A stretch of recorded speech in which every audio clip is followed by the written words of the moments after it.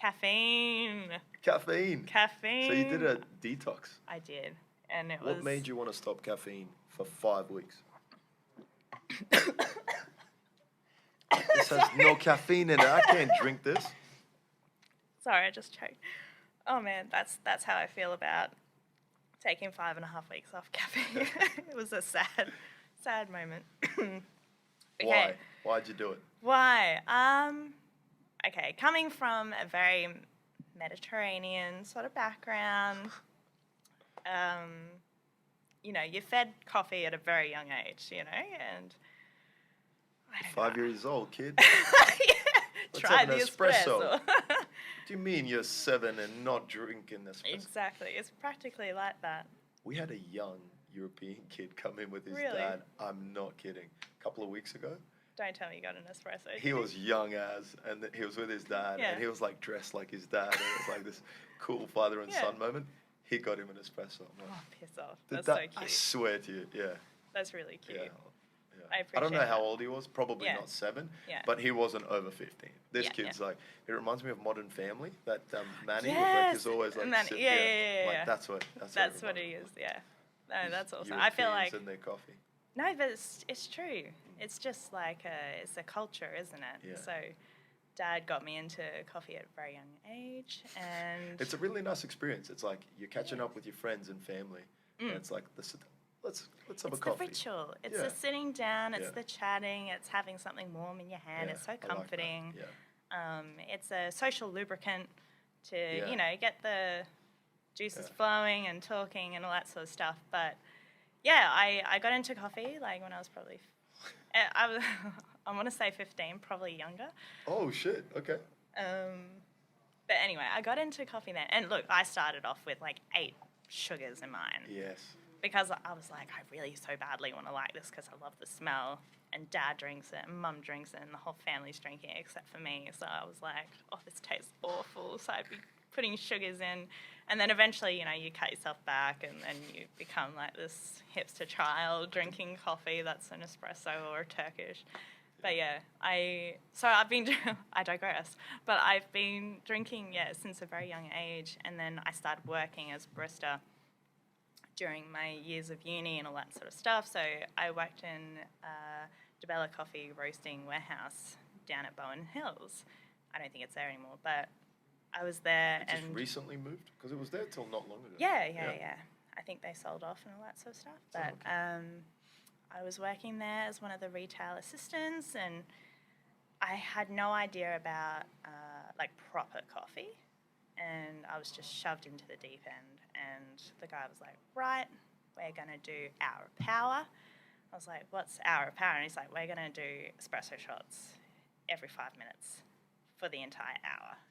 And he's like, I'm going to teach you what under-extracted coffee is, over-extracted. What? Yeah, I'm not kidding. What a good coffee is, and then like different origins, and then a ristretto, whatever else. Like it was insane. And he's like, but you need to taste it. You can spit it out if you want, but you need to taste it on your tongue and feel where the bitterness is and the sourness and different notes, this and that, because you needed to be able to sell all the different blends of coffee. Okay. Yeah, it was intense. And that day I was driving home, and I remember being like, "There's a butterfly," and it was probably like 2 kilometers away. Just like jittery and yeah. But I hadn't had such a buzz in such a long time when it comes to coffee. I'd go out like normally over the last few years. I'd be like triple shot straight up, and then maybe followed up by another double shot, and then I'd be like, oh, I'll go over here and have a cold brew, have a a pour over, this and that, and like there's so much more caffeine content in those pour overs, and I just get nothing. Pour over. It's like you can get like a V60 or a Chemex jug. Like think of a glass jug, and then you put a paper filter in, and you put so much ground coffee on top, and then you put hot water, and it slowly brews for like, depending on how many cups of coffee you want, is how much coffee you put in, and then it brews over a couple of minutes at a time, and then it becomes like this really smooth, like tea consistency. I've had it's it like, once. Yeah, I think I had it at Salt once. Yeah, they would. I'm pretty sure they do it. Yeah. That like coil thing, like the. Oh, that would be the cold drip. What's So that they called? do like this big, elaborate sort of sciencey looking super funnel. fancy, yeah. Yeah, it's super fancy, and that's like dripped over 24 hours or at least 8 hours, something like that.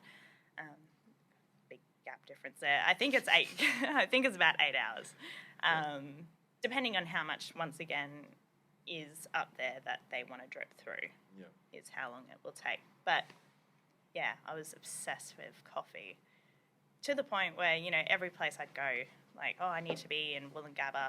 I need to find a coffee, like a good coffee joint around there.